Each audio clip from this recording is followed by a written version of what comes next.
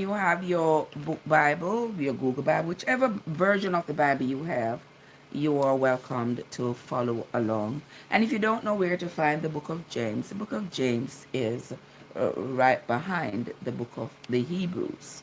Okay? And I see my friend Dar. Dar is here. Dar, what's up?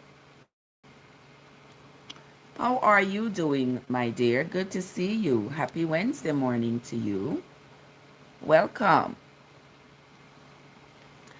Welcome into the live, everybody. Thank you all so much for coming. Um, also, what I forget was to tell you all is that when I am here, I do not endorse any particular religion or denomination. Oh, you just reach work. Okay, be safe, my love. I'm going in later. Yeah. Yes, guys, so please be aware that when you come into my live, when I'm doing the Bible reading, I do not endorse any particular religion or denomination. I'm simply reading the Bible for myself so that I can be aware of its contents, and I've chosen to do so out loud. So, so that those of you who don't like to read or can't be bothered with reading, yeah, you can come on in. You can come on in and listen. All right? And with that, we're going to move right into the reading. Barry, I hope you had a great night, my love. We'll talk later. Okay. Let us move right along. We're going to read James chapter 3 again. James chapter 3. Hold on, my light gotta be in order here. Give me a second. Okay, I gotta do a couple of things. James chapter 3 says, my brethren, and remember, this is Paul writing, okay? And we know how Paul was. Those of us who were raised on the Bible, you all know who Paul was. Paul was the same Saul who was the persecutor of the people who were accepting the gospel of Jesus, and then he became the peddler of the same gospel. Okay? My brethren, be not many masters, knowing that we shall receive the greater condemnation. Many things we offend all. If any man offend not in word, the same is a perfect man, and able also to bridle the whole body. Now remember, Paul continues to give instructions about how he expects to model what he expects them to model their lives after, and how he expects them to live. He's considered to be the intellectual authority in this regard, and he has taken it seriously. He is going from country to country in the region, and hey, yes sir, how are you? And he's sharing his beliefs with the people in hopes that the people will join him, will abandon whatever religiosity they are connected with, and then join him in order to grow his ministry. Okay? And that to me seems like what Paul is really about. But let us continue. Let us continue. He says here, for in many things we offend all. If any man offend not in word, the same is a perfect man, and able also to bridle the whole body. Behold, we put bits in the horse's mouth. Miss Priceless, good morning, my love. Good morning, Miss Priceless. How you doing, my love? Good to see you. Happy Wednesday, darling. All right, let us continue. Behold, we put bits in the horses' mouths that they may obey us, and we turn about their whole body. I am great, my love. I am great. I'm still vertical. What more can I ask for? Thank you for coming. I appreciate you, darling. He says here, behold also the ships, which, though they be so great, and are driven of fierce winds, yet are they turned about with a very small helm, whithersoever the governor listeth. Now you see, Paul is making some great comparisons there. He says, if you can go without offending anybody with the tongue, then you are considered to be a great man. Because oftentimes people offend others by what they say, sometimes unintentionally. Sometimes you say something with good intent. With what is it? You wish you was vertical too. You better be. Yeah. Okay. So sometimes you may say something, and you say it with no ill intent, with no malice, but the fragility of the person to whom you're speaking might just be at the point where what you just said breaks them. And sometimes when that happens, it's hard for you to get back in good graces, because people's emotions usually take over, and they usually feel as though whatever you said, no matter how gracious you said it, the way they interpret the words you said seems like the worst thing you could have ever done. And here Paul is saying, if you have never offended anybody with your tongue, kudos to you. But if you can control your tongue, he's of the assumption that you can control every part of your body. Because you see, the tongue is the most labile of them all. The tongue is the loosest of them all. Okay? He compares it to the way riders put a bit in a horse's mouth. When you want to control the horse, you run that bit through their mouth and hold it with that thing that they use to guide the horse into the direction it should go. You say sometimes I have a sweet, innocent look. Listen, I'm always sweet and innocent. I'm always innocent. Right, Miss Priceless? Miss Priceless knows that I'm always innocent. It's not new. Behave yourself. Okay? All right, let us continue, my friends. As I was saying, Paul compares the tongue to the bit that is put in a horse's mouth in an effort to control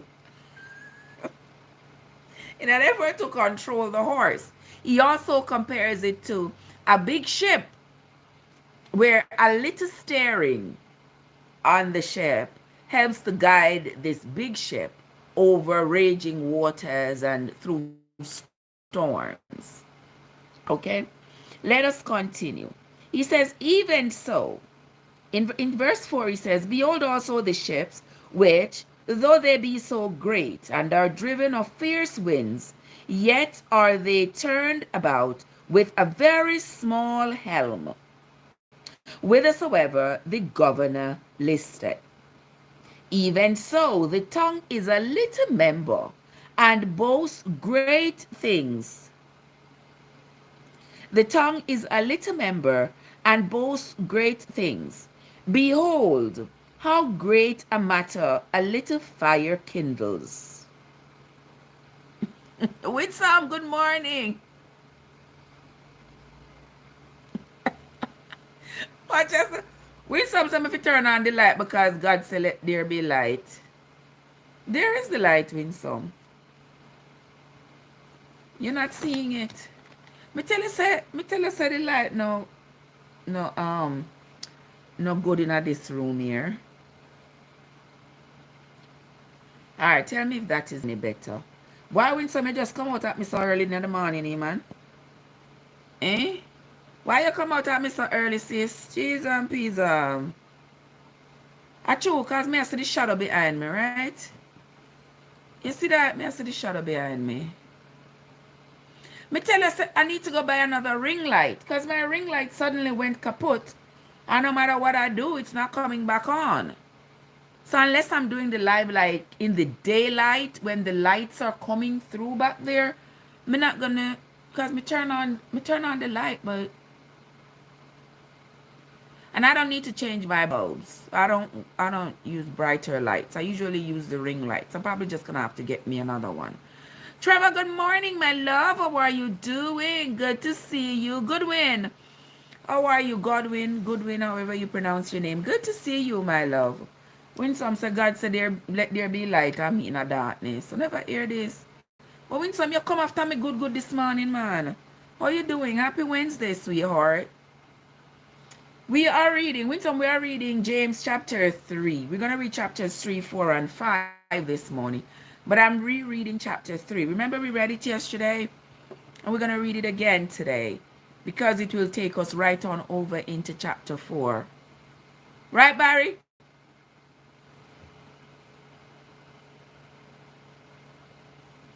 Okay, so with some, what's different? Y'all know me, I'm crazy with my lipstick. But anywho, we are going to continue, lovely people. You know that when I see you all, no distract me.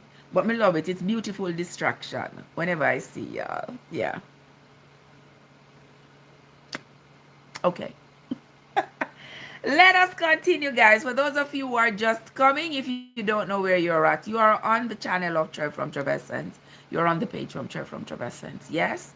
And in the mornings when we gather here, I do the Bible reading, not with any particular conviction religiously, just that I want to know the contents of the Bible.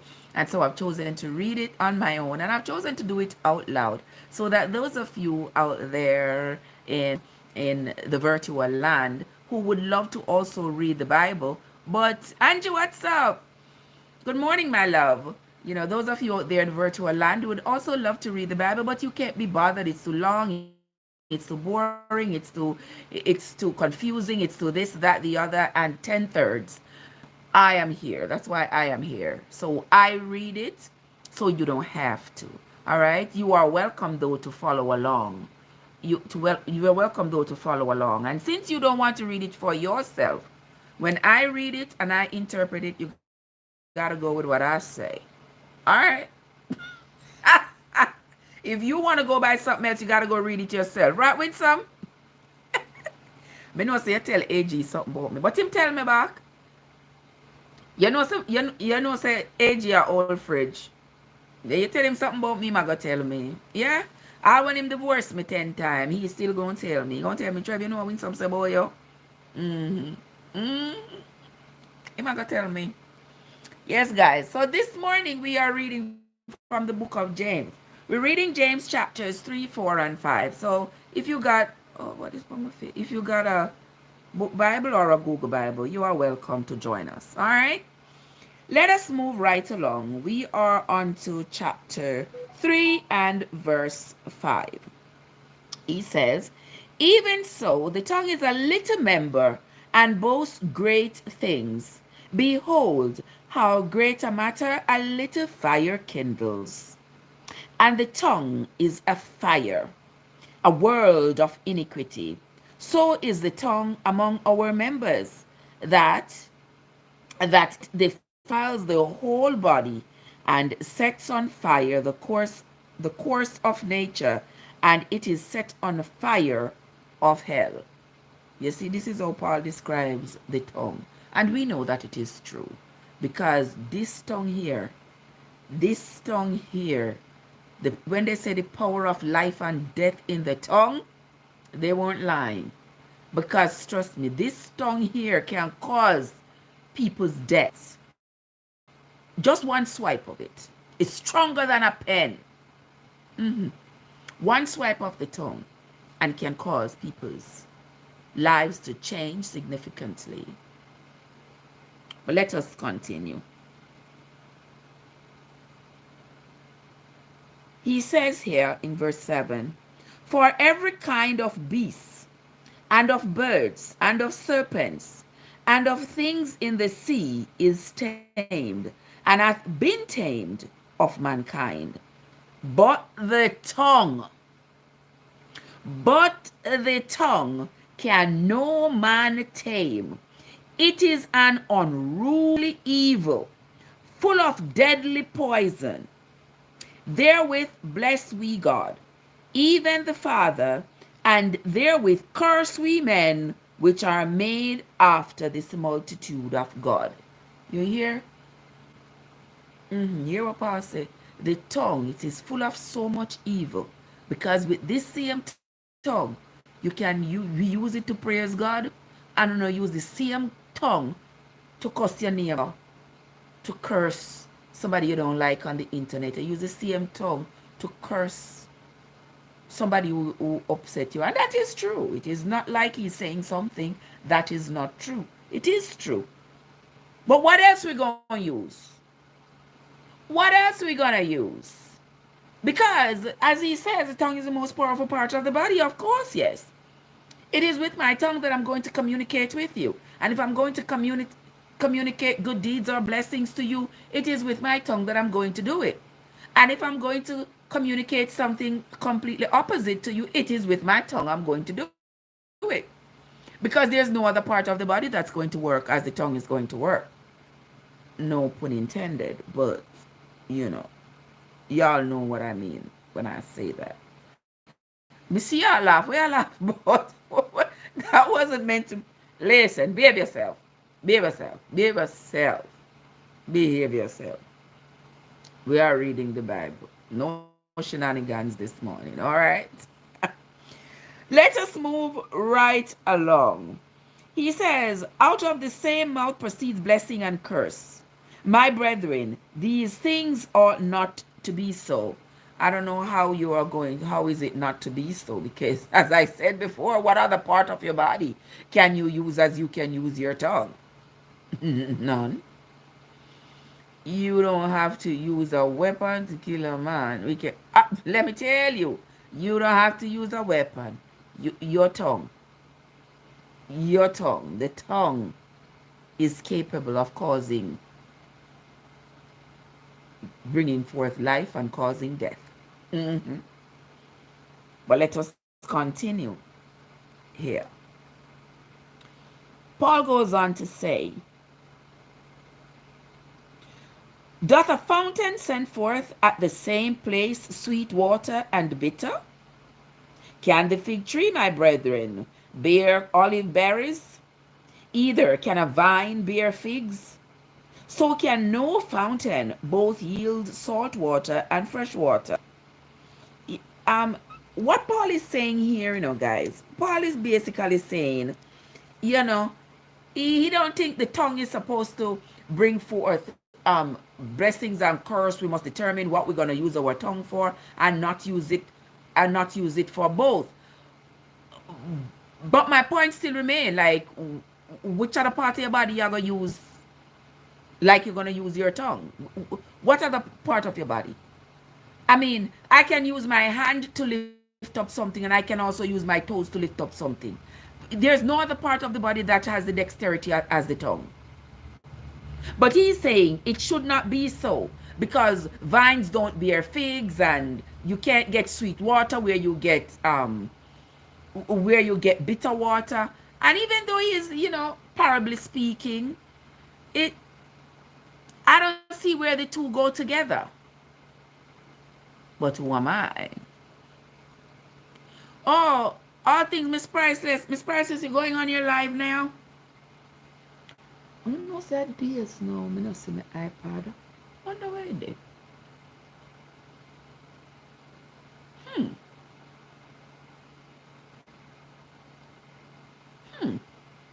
I will see my iPad in a few days. Anyway, I'm not worried about it. I'm come off of the live. I'm going to look for it. I don't know if I left it. I think the last time I had it was in the car. Anyway, we're going to continue. Now that just sent my mind all over the place worrying about where the iPad is. But we're going to continue. Let us continue. Okay, Miss Prices, we'll catch up with each other later. All right. Let me make sure I write it down. It's priceless because me help if you get. Okay. All right. Let us continue. Paul says, "Can the fig tree, my brethren, bear olive berries? Either a vine can it bear figs? So can no fountain yield both salt water and sweet water. Who is who is a wise man and endued with knowledge among you? Let him show out of a good conversation his works with meekness of wisdom. But if ye have bitter envying and strife in your hearts, glory not, and lie not against the truth. This wisdom descends not from above, but is earthly, it's sensual, it's devilish."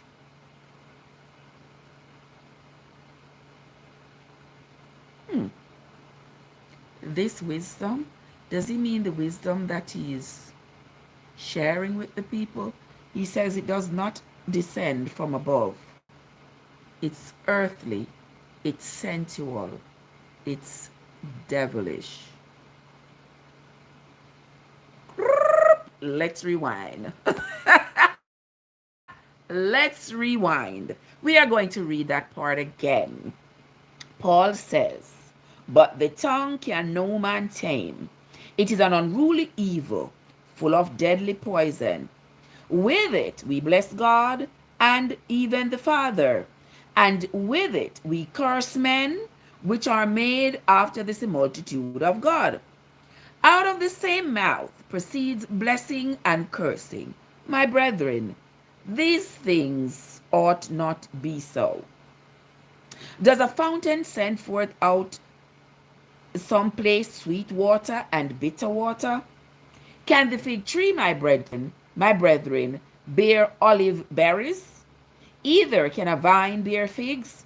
So can no fountain both yield salt water and fresh water.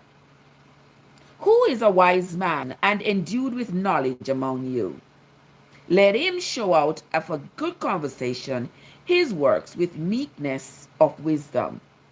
But if he have bitter envy and strife in your hearts, glory not and lie not against the truth. This wisdom descends not from above, but is earthly, it's sensual, it's devilish."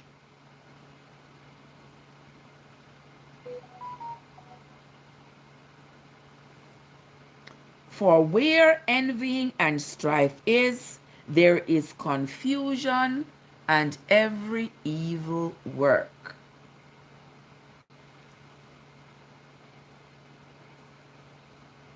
But the wisdom that is from above, wait, the people come, my Bible kind of tear right here, so.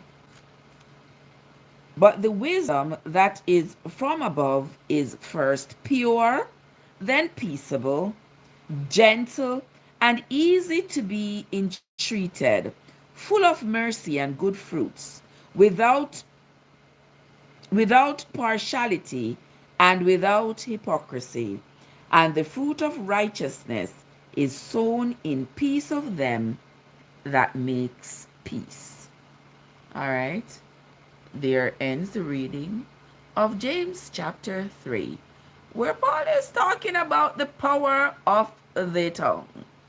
Okay? And how the tongue is capable of doing good and also doing evil. All right?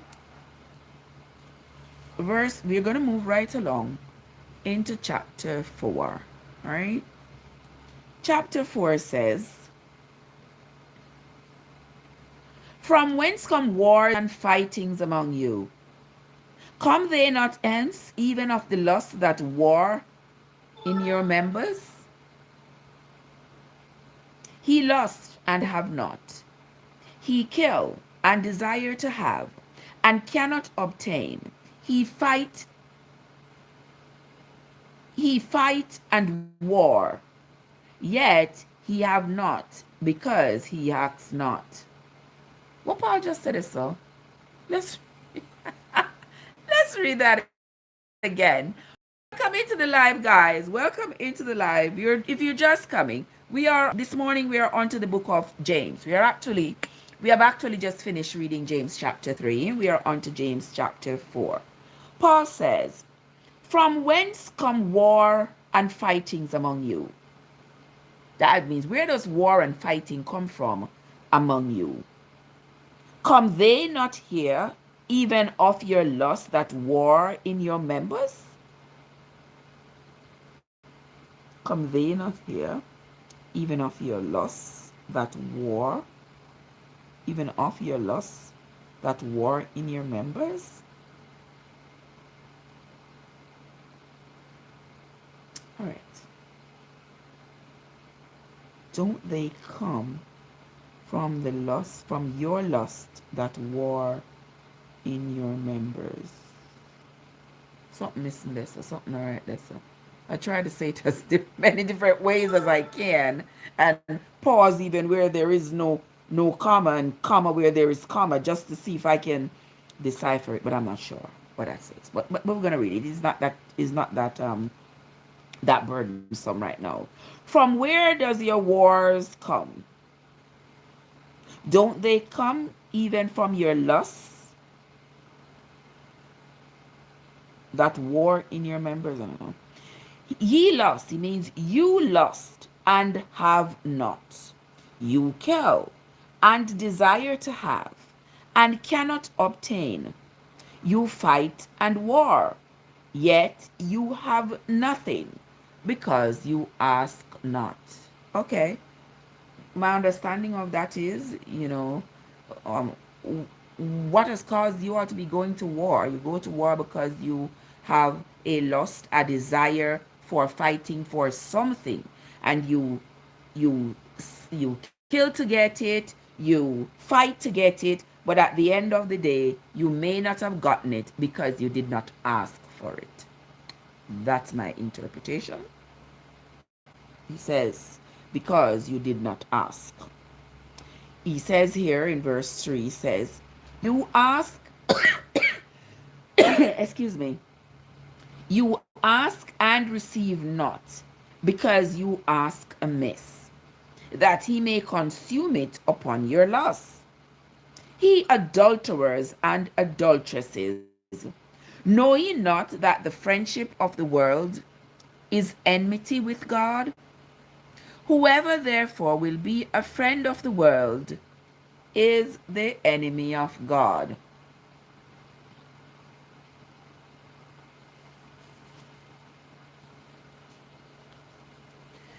Do you think that the scripture said in vain, the spirit that dwells in us lust to envy? But he gives more grace. Wherefore he saith, God resists the proud, but gives grace unto the humble. Submit yourselves therefore to God, resist the devil, and he will flee from you. Draw near to God. Excuse me. Draw near to God, and he will draw near to you. Cleanse your hands, ye sinners, and purify your hearts, ye double-minded. Be afflicted, and mourn, and weep. Let your laughter be turned to mourning, and your joy to heaviness. Humble yourselves in the sight of the Lord, and he shall lift you up. Speak not evil one to another, brethren. He that speaks evil of his brother and judges his brother speaks evil of the law and judges the law. Paul is definitely. See, ma, how you do it? Excuse me, guys.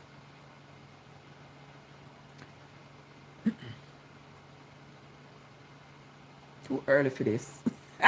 Too early. Anyway, let us continue. He says, speak not evil of one another, my brethren. He that speaks evil of his brother and judges his brother speaks evil of the law and judges the law. But if you judge the law, thou art not a doer of the law, but a judge. There is one lawgiver who is able to save and to destroy. Who art thou that judges another? Now, this is interesting that Paul says this. Paul says there is one lawgiver who is able to destroy, to is able to save and to destroy. Now, when Paul says this, it takes me back to when Paul himself talks about the laws that Moses gave the Jewish people. But there in the Hebrews, he talks about these laws, and he compares these laws to the liberty that he says Jesus is coming brought to the people. So now he's saying, in verse 11 here of chapter 4, he's saying, speak not evil one of another, brethren. He that speaks evil of his brother and judges his brother speaks evil of the law and judges the law. But if thou judge the law, thou art not a doer of the law, but a judge. So what was Paul doing in the Hebrews when he was judging the law the Hebrews follow, the Mosaic laws that the Hebrew people continue to follow? Remember, he was trying to, as he's still trying, he was trying to convert the Hebrew people from following the ancient Mosaic laws and to come over and follow this new doctrine that he was now peddling. And when they would not, he came up with all kinds of scenario. He told them, who was Moses? Like, what was it that make you believe that sacrificing animals day after day after day is going to cleanse you? Your conscience remains the same. Why don't you come on over on this side where one man shed his blood one time, and so we don't have to be sacrificing animals day after day for our sins? Wasn't that him judging the Hebrew people? Wasn't that him judging them and their practices and comparing their practices to his practices? And by so doing, claiming that, being sort of, egocentric a little bit, not a little bit, a lot, saying to them, what I believe is superior to what you believe. And so you need to abandon what you believe and come on over here and come and do like I am doing over here. But here now he's saying that if you judge a man, you judge the law, and by you judging the law, that apparently makes you a bad person. Am I missing something? Let us continue. Because all of these epistles of Paul, I see Paul doing a mighty lot of judging of the people. The people he's trying so desperately to convert. He's trying to make sure that when he converts them, they don't backslide. And he has to use this judging tactic because he has to prove to them that their existing belief is false, so as to get them to abandon their existing beliefs and come on over to his side to believe what he is teaching, and so he would get that support. Apostle, how you doing? Is the same thing like a politician? Matter how you? Paul was like a classic politician. It's just like a politician. When they come to you because they want your support, they will tell you every bad thing they know and what they can make up about the other side. Now, when Paul says here that if you judge your brother, you are a judge of the law, because there is one lawgiver who is able to save and to destroy. Who art thou that judgest another? The one lawgiver, remember, Moses said the same lawgiver who Paul is talking about here gave him those laws. Who is to say that I'm gonna take a different position here. Who is to say that what Moses taught was wrong and what Paul is teaching is right? The two teachings are contrary to each other. But who says which one is true or which one is right? Moses didn't have anybody to compare his teachings to, because his teachings he claimed to have been the Advent. Paul, on the other hand, has Moses' teachings to compare his ideologies with. So we see here where he is disregarding the teachings of Moses and highlighting his teachings as he tries to build his ministry. But when we read in Matthew, Jesus having come also told the people about Moses' laws and the aspects of it that he did not believe was relevant. When he talks about the sacrifices, when the people say, we sacrifice every day for the sins that we commit and the sins we perceive that we are going to commit. He says, I don't need your sacrifices. You all don't need to shed the blood of an animal for your heart to be considered pure. What you need to do is to purify your thoughts, because it is from your thoughts that that's where your actions are first conceived. So once you purify your thoughts, then your actions should follow. Somebody says here, what do you say? How you're living the same, doing wrong? I want to hear the next person. How is I kind of missed something there. What do you say? How you're living the same thing wrong? I want to hear the next person. Say that again so I can understand. Okay, so Paul has his objectives.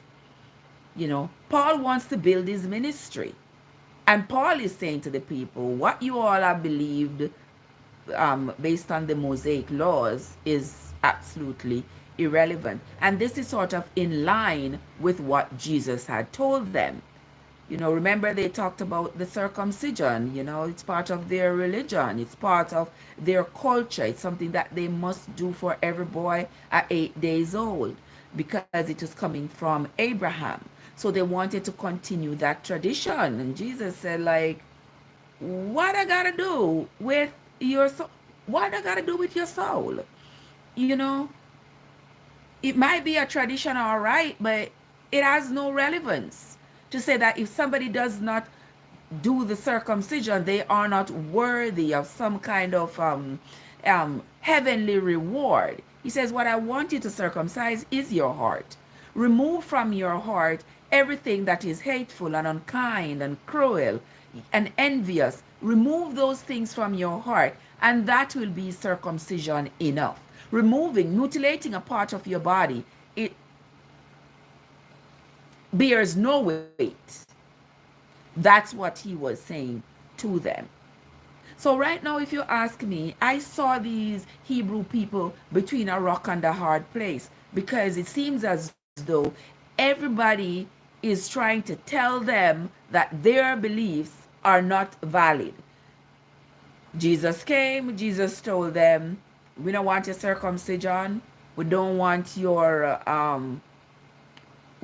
circumcision. We don't want your sacrificing of animals. We don't regard you not eating on the Sabbath day, not doing anything at all. No, because Jesus brought a sanitized version, as I usually say, a sanitized version of Judaism. where it was not so regimental, it was not so hard and fast like Moses had the people. Moses had the people. Remember, Moses said to them, neither you, your wife, your son, your daughter, your manservant, your maidservant, your ox, your ass, nothing, none of your animals, and none of your servants should work on the Sabbath day. And so when Jesus came, the people were like, oh, what's going on here? He's healing the sick on the Sabbath. He's working miracles on the Sabbath. What? He's not a real Jew. He's going against what we have been taught. He's going against our traditions, and we cannot have that. Jesus said, yes, you can. You can have that. I know Moses told you all that you can't do anything on the Sabbath day, but it wasn't true. But guys, remember, when Moses told the people these things, Moses swore on the life of God. He said God told him to tell the people these things. And when Jesus come and Jesus said, well, I know Moses told you all these things, but it was not true. What does that tell you? Because that tells me that Moses lied to the people. And that still does not tell me that someone like Paul is telling the truth. But if I am supposed to believe, if I am supposed to believe that Jesus came and that Jesus is coming, brought a revision of Moses' teachings, then I cannot believe that and also believe what Moses taught, because they are contrary.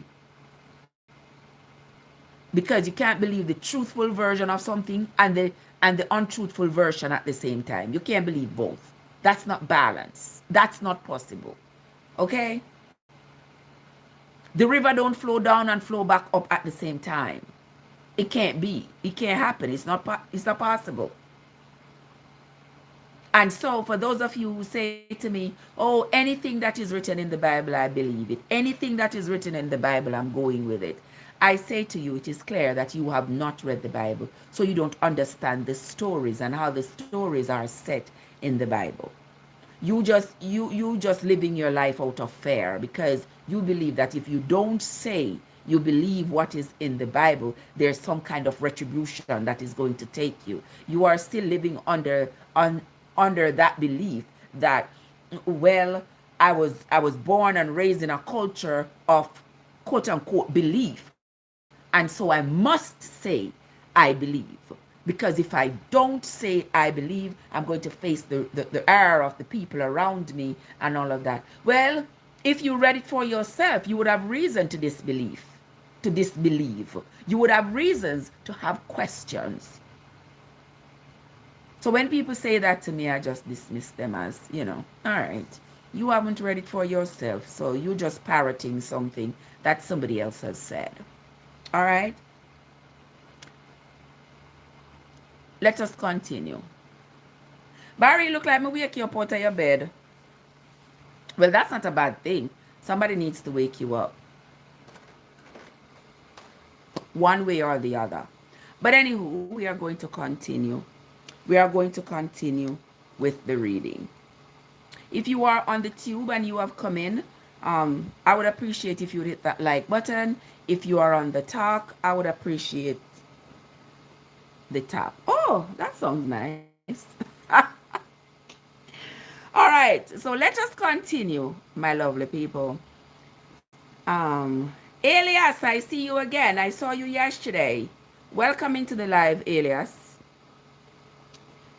Let us continue here. Paul says in verse 13 of chapter 4 of the book of James, he says, go to now, he that say, today or tomorrow we will go into such a city and continue there a year, and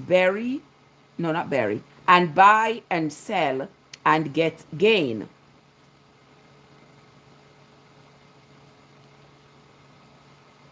Whereas he know not what shall be on the tomorrow.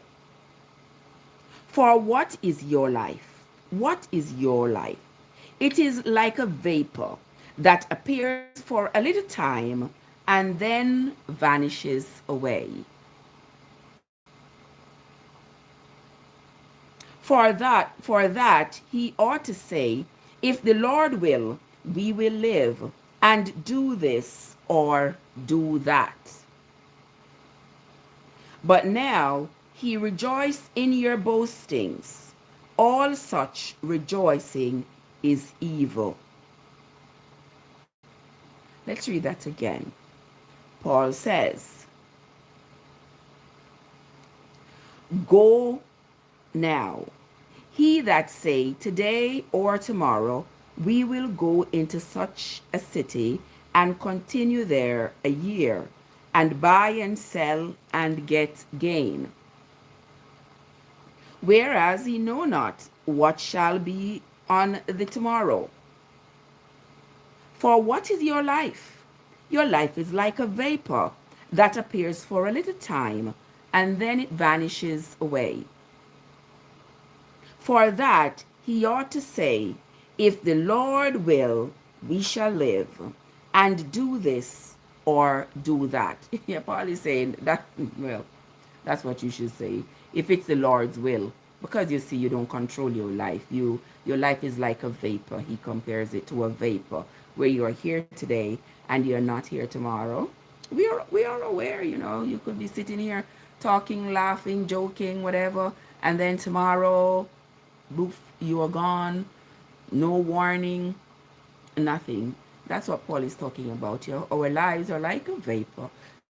Here today, gone tomorrow. So he says, therefore, while you are alive, you have to say, if God's willing, you shall live to see tomorrow. If not, you know what will happen. Because Paul is saying here that it is by God that we end up living to see another day. Which he ain't wrong. It's by some powers, certainly not of our own. Because if it was of our own that we should live to see another day, none of us would die. Because I don't think anybody would choose death. But it's certainly not of our own. Let us continue.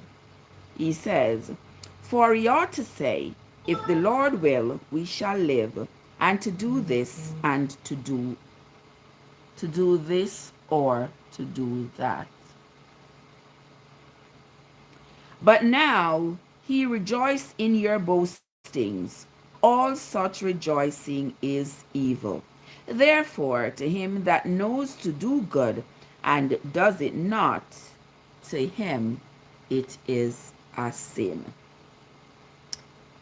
Okay. Well, got some relevance there. Yes. What's your rain of fall? If you know to do good, but you don't do it, that means to you it should be a sin. We are going to continue. We are going to continue in the live. How long have we been? Have we been here now? Have we been here an hour yet? We are going to continue. For those of you who are just coming, we are going to move right along into chapter 5 of the book of James. Let's move on. Paul says, go now, ye rich men, weep and howl for your miseries that shall come upon you. But why the rich men? Why misery must come upon the rich men? Let's read that again. Go now, ye rich men, weep and howl for your miseries that shall come upon you. Your riches are corrupted, and your garments are moth-eaten. Your gold and silver is cankered, and the rust of them shall be a witness against you, and shall eat your flesh as it were fire. He have heaped treasure together for the last days. Ooh, Paul come out strong. He says, behold, the hire of the laborers who have reaped down your fields, which is of which is of you. I tell you, sometimes the Bible have too many words. Certainly, my brain don't process it so fast because there are so many words and it's grammatically incorrect. But let me read it as is. He says in verse 4, if you are following me, in verse 4 of chapter 5, he says, behold, the hire of the laborers who have reaped down your fields, which is of you kept back by fraud, which is of you kept back by fraud, cries. Okay, let me rephrase that. The laborers who have reaped your field, who you defrauded from their payment. That's what I'm going to interpret this to mean. They are crying. They're crying, and the cries of them which have reaped are entered into the ears of the Lord of the Sabbath. Okay. All right. So I'm going to rephrase that. Paul is saying to the rich people, the people who have lots of gold and silver and are well to do. He's saying to them, look at it. You have so much. You can't wear all of these clothes because some of these clothes end up moths. The moths are on them. You have them hanging up. You haven't worn them in ages. All kinds of little chichi on them. He's saying your gold, your silver, you have them store up, growing grunage on them. Those of you who understand what I'm talking about, my Jamaican people. Yeah, growing grunage on them. You have all of this. You have all these, and then you have all these servants who are reaping your field, the fields whose produce is making you rich, and yet you are not paying them adequately. He says the cries of these laborers has reached to the ears of the God of the Sabbath. That's all they had to say. My word. Then put in one whole heap of witches and witches not. No wonder people keep saying the Bible confusing. Of course it. Because what I just read there sounds like a whole bunch of confusion compared to what I just said. But anyway, we're going to continue. He says, it has reached the ears of the Lord of Sabbath. He have lived in pleasure on the earth and been wanton. He have nourished your hearts as in a day of slaughter. He have condemned and killed the just, and he does not resist you. Be patient, therefore, my brethren, unto the coming of the Lord. Behold, the husbandman waits for the precious fruit of the earth, and hath long patience for it, until he receive the early and latter rain. Be ye also patient, establish your hearts, for the coming of the Lord draweth nigh. Okay. Whenever I hear Paul talk about the coming of the Lord, which was thousands of years ago, whenever I hear Paul talk about the coming of the Lord, I can't help but believe that Paul believed this returning that Jesus talked about, that it was going to happen pretty soon, that it was going to happen in his lifetime, that he was going to be able to celebrate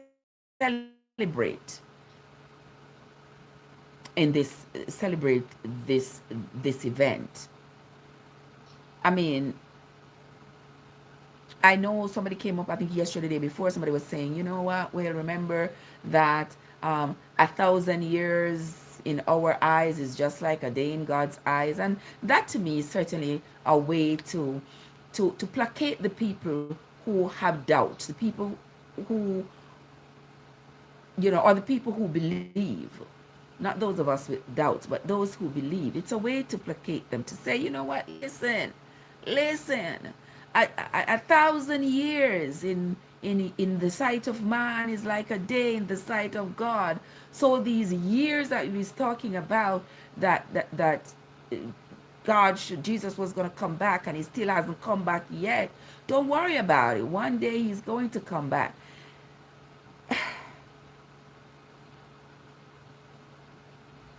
There are agnostics amongst us who want to believe and don't want to believe. Legend, what's up? How you doing, Legend? Because if an agnostic believes that this is so and this possibility exists, then they wouldn't be a true agnostic, would they? If they disregard it and say, no, no, no, no, no, I don't believe that. I don't believe that. I don't believe none of that. None of that. Then you are going to find people who are going to say that they are blaspheming, etc., etc. And they don't want that. They don't want to be ridiculed. And then there are others who stay neutral, who stay in the middle, us agnostics who stay in the middle, and we say we don't believe neither the left nor the right because neither of them seem plausible. So we're just going to stay neutral and keep going. That's what this is encouraging me to do right here. Right, Legend? Right, Legend? Because this story, it's not impossible that this whole story is carefully crafted and masterfully manipulated. There is no doubt in my mind that this possibility exists. But I know a lot of you don't like to hear that. That could be a possibility, because if you were supposed to believe that, then to you it would mean that you are not being true to the teachings on which you were raised. And I understand that perfectly. I don't mind. I don't mind being the black sheep, literally and figuratively. I don't mind. But we're going to continue reading what else Paul has got to say. All right, somebody here says it could also be true. Exactly. That's what I said. I said it could be true and it could not be true. The possibility that there was somebody who ascended into the heavens and said, I will come again, and the people who who experienced this ascension, those who saw it and believed that this individual was going to come back sometime soon, and they were waiting for this return. This return has not yet happened. And this was thousands and thousands of years ago. And they say to me, Trev, well, it is going to happen.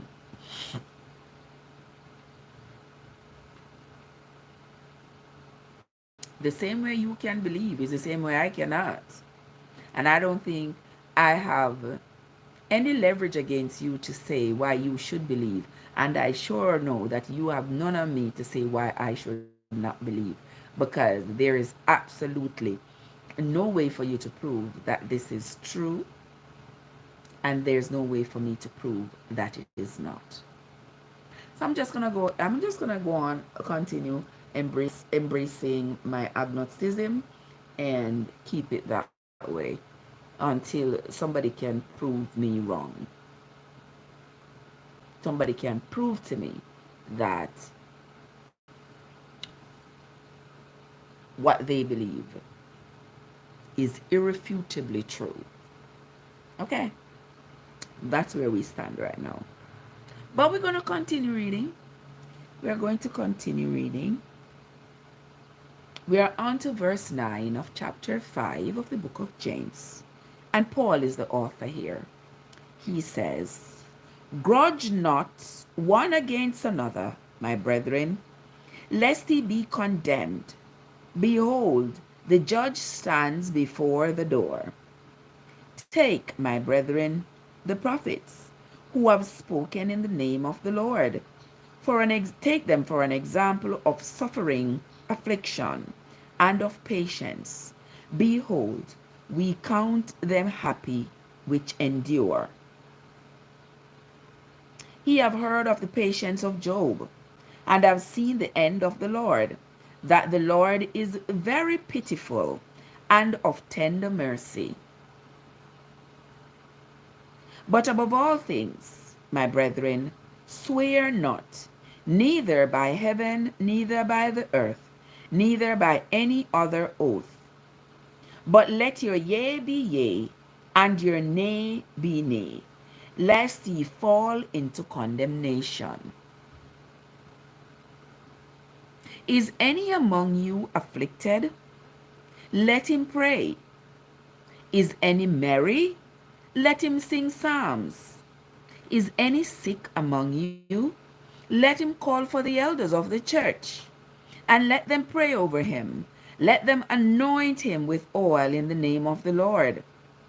And the prayers of faith shall save the sick, and the Lord shall raise him up. And if he have committed sins, they shall be forgiven him. So why you gotta be forgiven when he's on his when he's sick on what could very well be his deathbed? Why would it be that?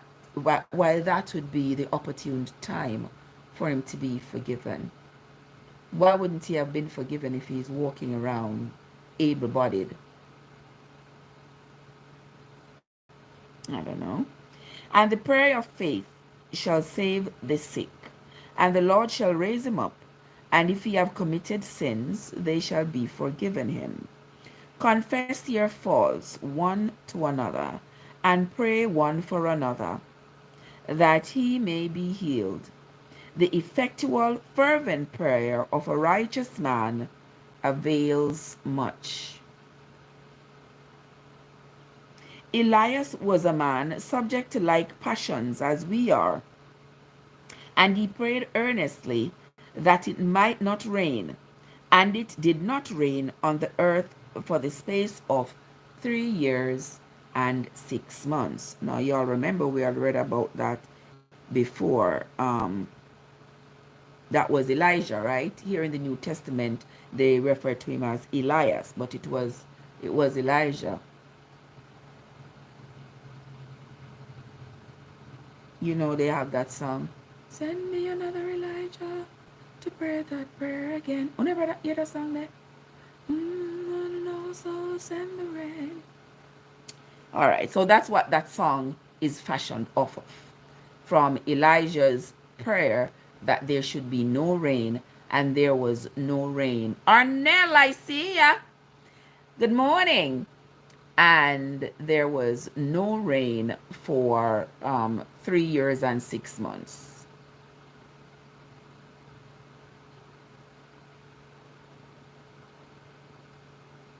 You say Paul is not the writer of John? I'm not reading John. I'm reading Paul's epistle to James. I'm reading James. I'm not reading John.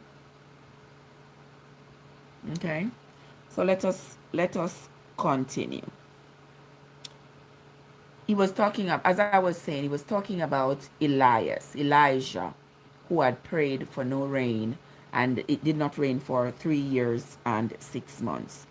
And he prayed again, and the heavens gave rain, and the earth brought forth her fruit.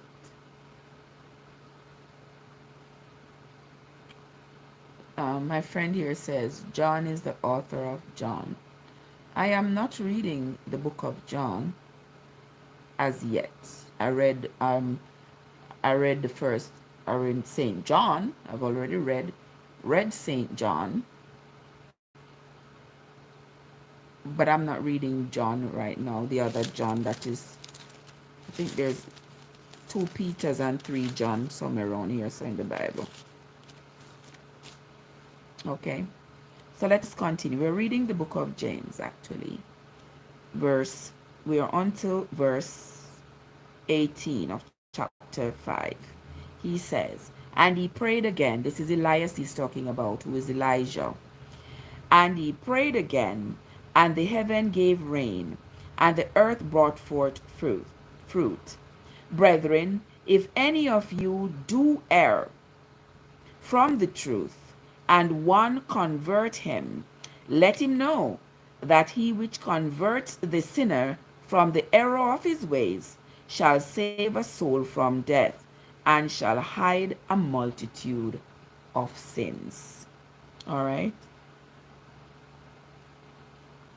There ends the reading of the book of James,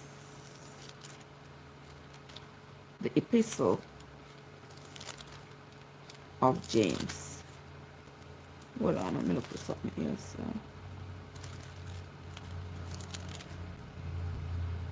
Yeah, here ends the reading of James chapter 5, and that ends the reading of the book of James. There isn't much to say after the reading because I have gone through it while I was reading it, so there's not going to be much more for me to say. Oh, you said you thought I said John. James. Yes, there is first, second, and third John. We haven't gotten there yet, my love. We are not there yet. It's Peter. It's Peter 1 and Peter 2. So tomorrow we're going to read just about 2 chapters of the first Peter, the first epistle general of Peter. We're going to hear what he got to say. What he got to say about the gospel that he's written. I'm not sure which Peter this one is. Is this the same Peter? Is this the same Peter who Paul was angry at because he was continuing to teach the principles of circumcision and sacrifice that Jesus is coming, and I'm going to say abolished? I'm not sure if this is the same Peter, but when I read it, when we read it, we will determine. You say you made a mistake. That's fine. That's fine. We all make mistakes all the time. We make mistakes all the time. That's fine, my love. I appreciate you. I appreciate you. I appreciate your contribution to the chat. You say my life is freezing. Well, as long as it is not my life, we're good. I don't know why the thing be freezing like that. My internet is okay, but it seems like my lives on the top just constantly freezes up, and I'm not sure why. I don't know. I don't have any answer. I don't know why. Okay, but thank you so much, and I'm not going to stay here too long. It is Wednesday. I got stuff to do and I got work later, so we're not going to be here for too long this morning. I want to say thanks to everybody who came into the live. It is already almost 8 o'clock. I want to say thanks to everybody who came into the live, those of you who contributed to the chat, and to my friends over there on the tube who contributed to the chat. I sincerely appreciate you. I see my dear sister Tara is here. Tara, what's up? What are you doing, sugar? All things Miss Priceless, and Barry Winsome, and who can forget the lovely Legend is here as well, and others. I sincerely appreciate you. When we come back tomorrow, we will move right on into the reading of Paul, into the reading of Peter, of the book of Peter. We're going to see what is going on with him. He labels his as Christ the chief cornerstone, duties of wives and husband. Y'all don't want to miss that.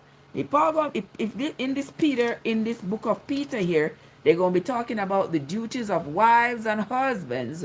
Y'all don't want to miss it. Renata, you know I was going to leave and I said, I'm not leaving until you come. How you doing, my love? Renata is my dear friend from Brazil. How are you doing? Good to see you. Welcome. You come a little bit when I'm just about to leave, you know. Yeah, when I'm just about to leave, you are here. But I welcome you nonetheless. I'm always happy to see you. All right. So tomorrow, guys, we're going to be reading about what this book of Peter says concerning the duties of wives and husbands. So those of you who who are wives or husband or intend to be wives or husband, or those of you who were wives or husband, you might want to hear what you need to do, what you should be doing, or what you are done wrong. Why you're no longer a wife or a husband. You need to read that before we marry. So you I can't with you. I can't. So I can know my duties, right? And I know you legend, you like that. You like that for women to know their place, and women supposed to do X and they're not supposed to do Y and all of that. Like, boy, we're liberated. We are liberated. We gonna do what we wanna do and how we wanna do. And ain't no man gonna put us in a corner and tell us, oh, you're a woman, you got a womb, you got boobs, you can't do this, you can't do that. No, sir. No, sir. Ain't no man gonna confine us to a corner. No, ma'am. No, ma'am. No, ma'am. No, sir. No, sir. Nobody's going to confine us to a corner and tell us we gotta stay in the house. We gotta stay in the house and wash and cook and clean, and he gets to go out and see the world and enjoy all the niceties that the world has to offer. But we need to stay in the house and cook, wash, clean, stay barefoot and pregnant. No, where's me better listen? No, no, no, no, no, no. We are not doing that. Trevor say, I enjoy every bit of it. You are so welcome. You are welcome, my love. I appreciate you. I appreciate you coming. Tomorrow morning, though, my friends, tomorrow morning, we're going to do this a little bit later because remember, I'm going to work later and I'm going to be off by, say, I'm getting off by, say, 8 o'clock. Tomorrow morning, the reading is going to be much later than this. I'm getting off at 8. I might not get home until maybe 30 minutes later. I might have some runnings around to do before I get home. So I may not even get home before, say, 9, 10 o'clock. So tomorrow we will be doing just, Rosie, what's up? Good morning, love. Yeah, so tomorrow morning we're going to do just about we're going to do maybe about 1 or 2 chapters of Peter, and it's going to be much later than this. Much later than this, if at all. Because if I have a terrible night and I am already doing this when I get home, I'm going to go do this. Yeah, I'm going to go to sleep. And then if Friday morning I am able to come again, I feel better, then I will come back. And if not, it's going to be Saturday morning. So I say to you, keep your fingers crossed tomorrow morning that maybe about 8:30, 9 o'clock, I'll come on and do the reading for about an hour. Yeah, keep that option open. But if you don't see me, just know that maybe I'm tired. I'll probably just come on, do a live and let you all know that I'm tired. I won't do the Bible reading, but I'll chat with you all a little bit. Okay. Yeah, because we gotta keep up with each other, but I gotta keep up with y'all. Because I know that they're, my faithful supporters, will be looking for me, and I have an obligation to let you all know when I'm coming on, when I'm not. Text in the group if you are not coming on. You see, the thing is, legend, I should do that. I often don't take that device with me to work. Yeah, because that device, I got a lot of notifications, and I don't want to be distracted looking at it to worry about what the notification is. So I don't usually take it with me. I leave it right here. And I take my regular device that is, that I communicate with everybody on with me. All right, because that is my primary device. But you got a point, and point taken. Okay? How is your morning going, goddess? I hope you're having a great Wednesday morning so far.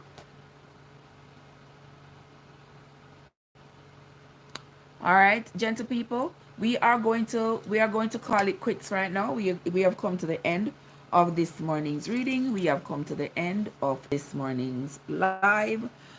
We will do this all over again tomorrow morning.